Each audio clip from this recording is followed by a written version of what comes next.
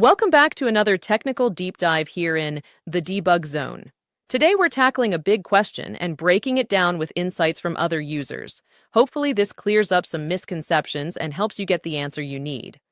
So buckle up, stay a little curious, and let's jump right in.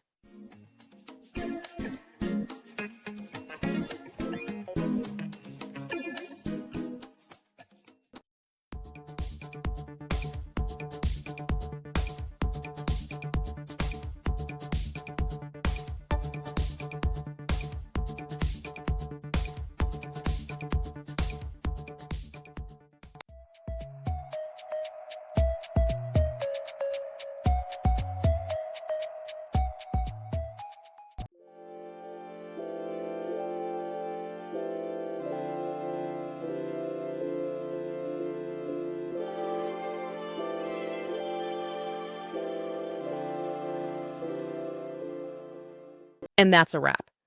I hope you found the answer you were looking for. If you did, take a second to hit that subscribe button, it really helps out.